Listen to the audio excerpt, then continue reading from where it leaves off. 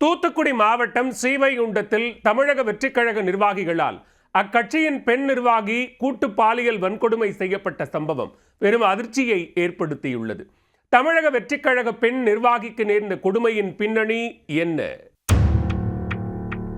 தாவேகா பெண் நிர்வாகி கூட்டு பாலியல் வன்கொடுமை, சக கட்சி நிர்வாகிகளே வக்கரச் செயல், பாதிக்கப்பட்ட பெண்ணின் திடுக்கிடும் குற்றச்சாட்டு, காவல்துறை எடுத்த நடவடிக்கை என்ன? தூத்துக்குடி மாவட்டம் ஸ்ரீவைகுண்டம் அருகே உள்ள ஆறுமுகமங்கலத்தைச் சேர்ந்தவர் பாலமுருகன். இவர் தமிழக வெற்றிக் கழகத்தின் தூத்துக்குடி மேற்கு மாவட்ட இளைஞரணி அமைப்பாளராக பொறுப்பு வகிக்கிறார். அவரது நண்பர் ராமநாதபுரம் பகுதியைச் சேர்ந்த ஜெயபால் என்பவரும் தமிழக வெற்றிக் கழகத்தில் நிர்வாகியாக உள்ளார்.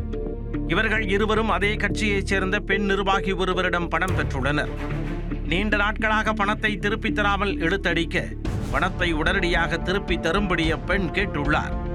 அதற்கு பதிலாக வேலை வாங்கி தருவதாக கூறி அந்த பெண்ணை காரில் அழைத்துச் சென்று ராமநாதபுரம் அருகே ஏர்வாடி பகுதியில் உள்ள தனியார் விடுதியில் தங்க வைத்து குளிர்பானத்தில் மயக்க மருந்து கொடுத்து கூட்டு பாலியல் வன்கொடுமை செய்துள்ளனர்.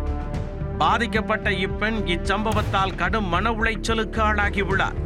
இது தொடர்பாக ஸ்ரீவைகுண்டம் அனைத்து மகளிர் காவல் நிலையத்தில் அளிக்கப்பட்ட புகாரில் பாலமுருகன் மற்றும் ஜெயபால் ஆகிய இருவரையும் போலீசார் கைது செய்தனர். விசாரணைக்கு பின்னர் இருவரையும் நீதிபதி முன் ஆஜர்படுத்தி பாளையங்கோட்டை மத்திய சிறையில் அடைத்தனர்.